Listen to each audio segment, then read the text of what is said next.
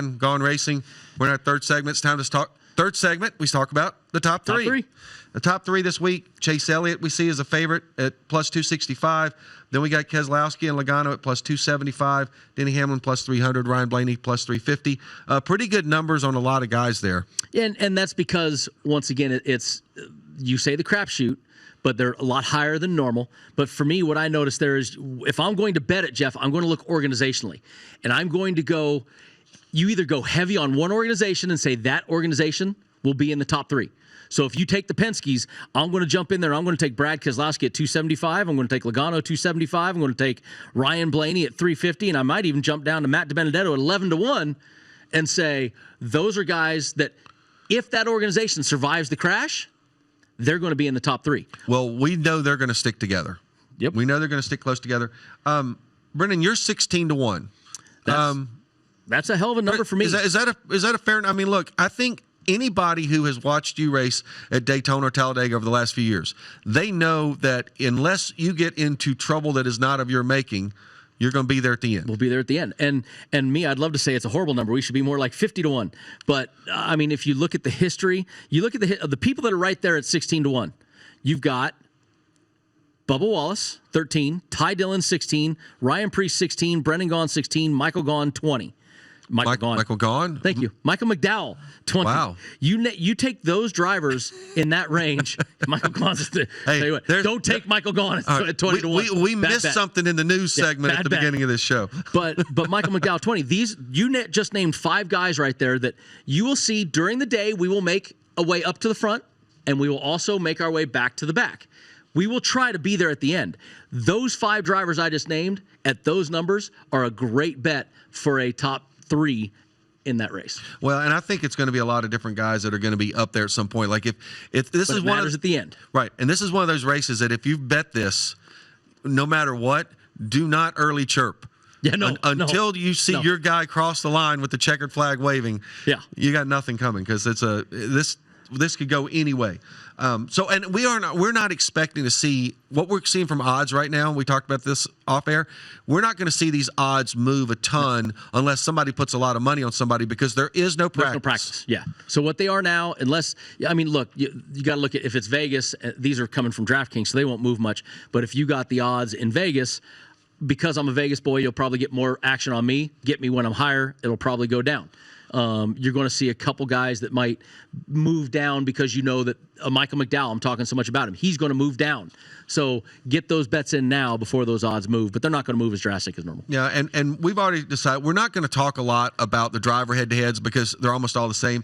There is one that's they're minus 110s, guys. They're minus 110. Right. Basically almost everybody's minus 110. But there is one that we just kind of like. There's one that's fun. Because we've been doing these driver head-to-heads for a while. One thing I have not seen much of, if I can remember seeing, is Kurt Busch against Kyle Busch. And it's funny they got Kyle Busch as the favorite at minus 125. Time out here. Kurt Busch last 10 races, 6 top 10s. Kyle Busch last 10 races, 3 top 10s.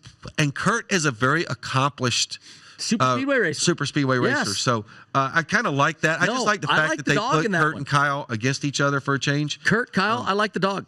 Kurt, I do. I like the big brother. I agree. I think that's kind of cool to have that matchup. But what do you and I really like talking about? We're so happy we got normal races this weekend. We got the groups back. We love groups, and we're going to have some prop bets that we're going to be able to talk about a little bit later too. But let's just start off with Group A. We clearly have a Penske. The Penske weighted thing. We got 3 Penske cars in it, along with Denny Hamlin. Joey Logano and Denny Hamlin go off as the 2 co-favorites at plus 255. Brad Keselowski 270 and Ryan Blaney 295. The hard part with that group is 3 in one organization, which means they could finish 1, 2, 3, or they could finish 38, 39, 40. But they're going to also, if they're there, you're not going to get much. They're not going to get much jockeying if they're racing for the win.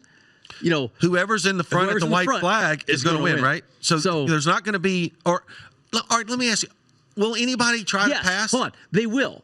If the other organizations, if there's no outside line, if you've got Penske 1, 2, 3, 4, and there's nobody that can make that. Remember, Talladega's finish line is past the tri-oval. Right, it's almost to turn 1. That's right. If nobody's going to be there to catch us, yes, we will race for the end.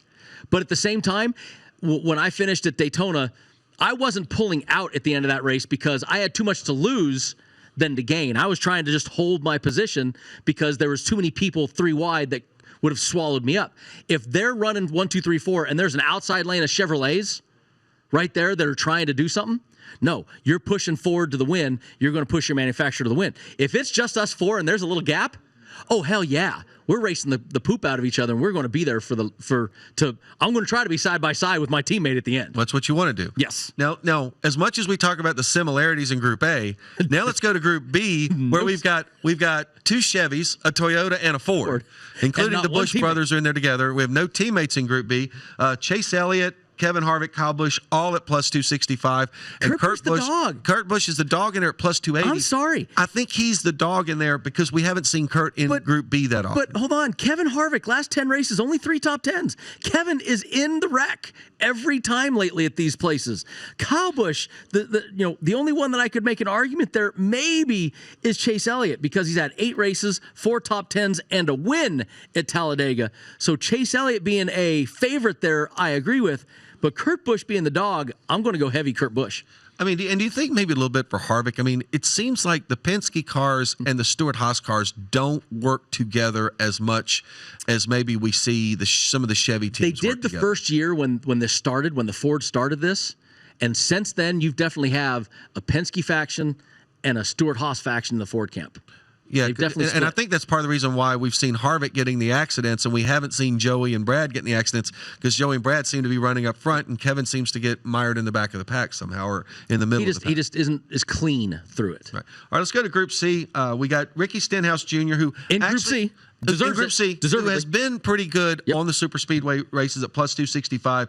Then we've got a little logjam there of Clint Boyer, Eric Almirola, and Alex Bowman at plus 270. Anything jump out there in Group C? Yeah, Eric Almirola.